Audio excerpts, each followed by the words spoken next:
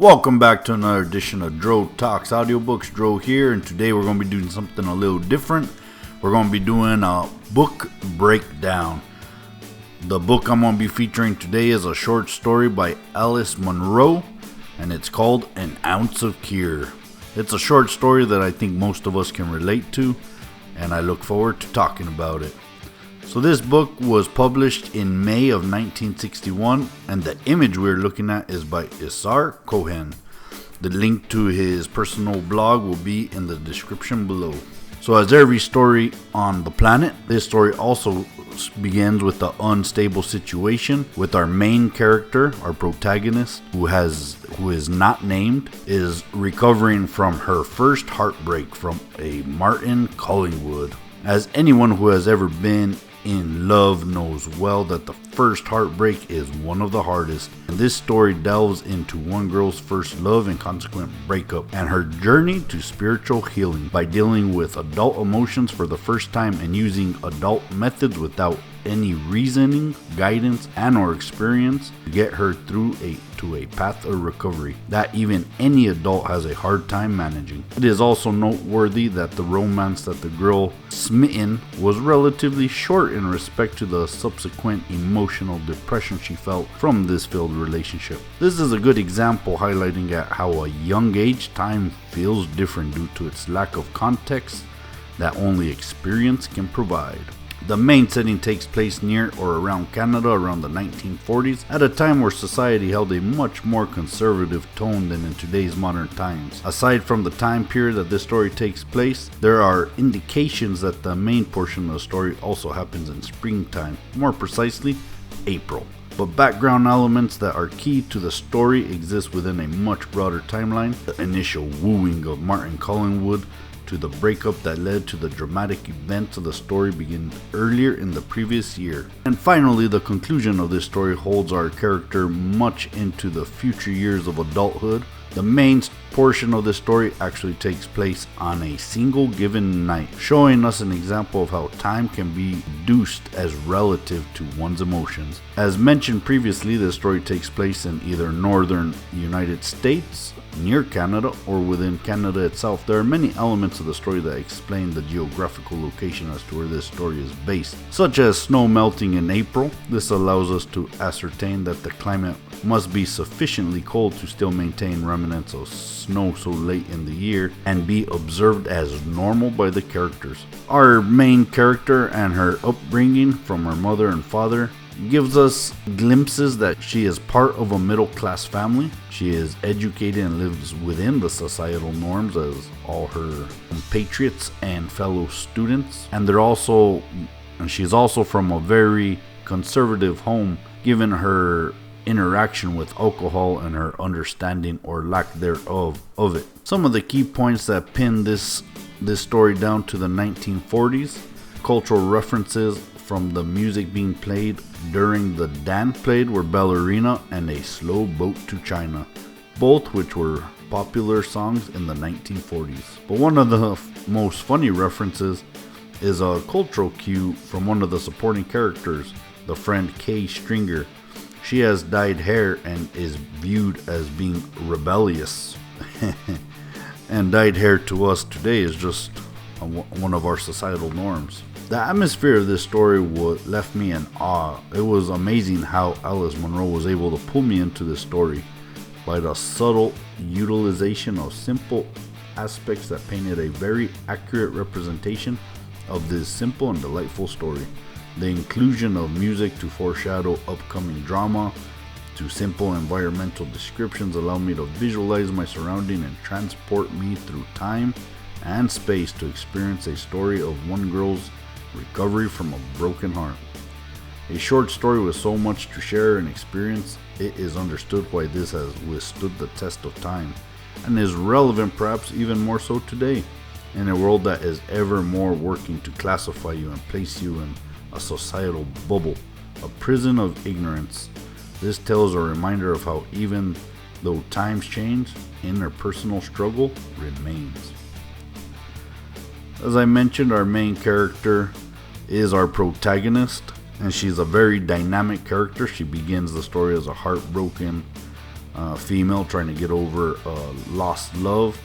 And at the end of the story, she's not only past the dramatic events that was one of the elements that helped her be a dynamic character, but she's also take charge. We see her throughout the story succumb by grief and loss of her relationship, and she allows it to impose limits on her life. From withdrawing from a play, not attending a school dance, she displayed her withdrawal from society. But as her small pain is replaced by a catastrophe worthy of a play all of its own. But as her small pain is replaced by a catastrophe worthy of a play all its own, the feeling of loss is replaced with a sense of wonder as to how she arrived at that one moment. Through time, she also learned how even pariahs will be replaced with other pariahs, and how life has a way of moving on.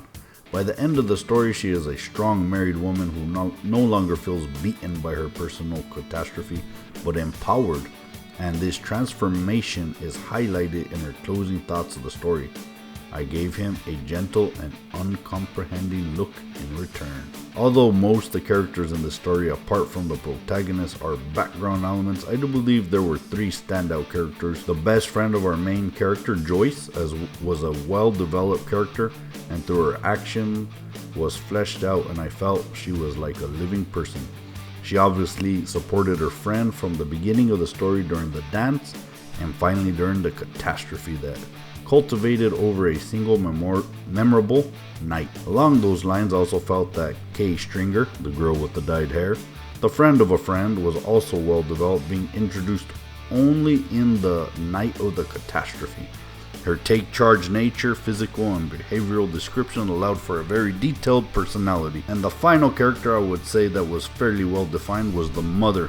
Her emotional off-key guidance that did not help her daughter in any way whatsoever, to how she reacted to the catastrophe, showed what kind of person she was and helped her feel like a real being, just not a very likable one.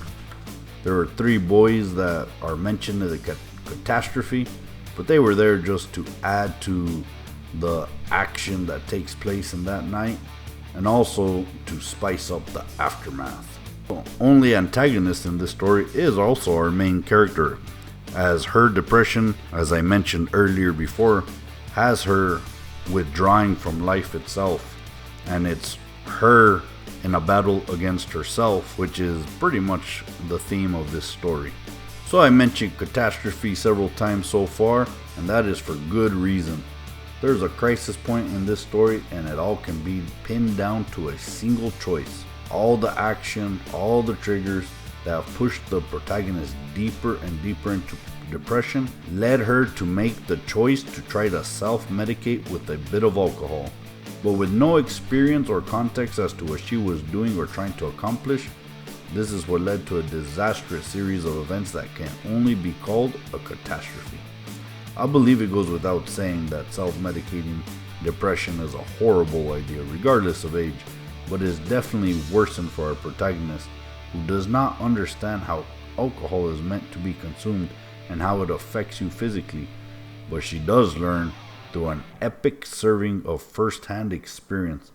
This decision left her calling for help, which, even though may have worsened the ramifications afterwards, was a great choice, because she could have literally died by choking on her own vomit. So getting help was the best decision she made after making a righteously bad decision. In hindsight, she should have probably just called her parents, but her life was still potentially saved by her friends.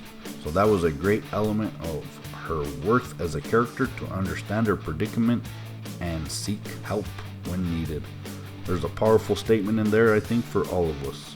So after the catastrophe, she found herself a pariah until someone took her place by living in sin. She lost her economical function as a babysitter, as no one would hire her after these events. And even though those are negative consequences, the ultimate takeaway for our protagonist is she triumphed over the antagonist, which was her depression, and learned how life is a complex symphony of events and choices. The short story ends with her at a funeral as a married woman who triumphed and is stronger and more self-confident through her life experience. It is in this context that she is face to face with the boy, now man, Martin Collingwood, at the funeral, who appears to also be reliving his side of the events. And as a confident, strong woman, it is she who gives him a gentle, uncomprehending look.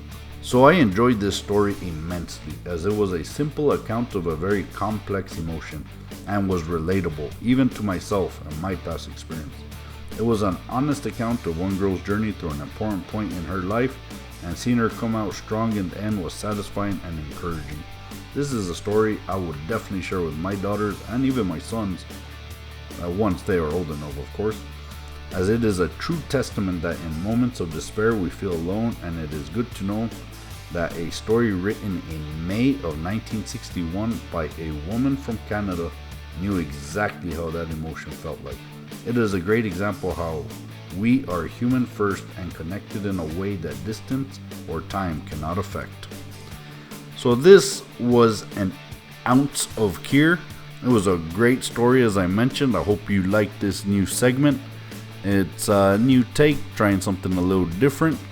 So if you did like, let me know in the comments below. If you didn't like, let me know in the comments below. Either way, this has been Drotalks Audiobooks, and I guess in this case it's Drotalks Books. But thank you for listening, and I'll see you next time.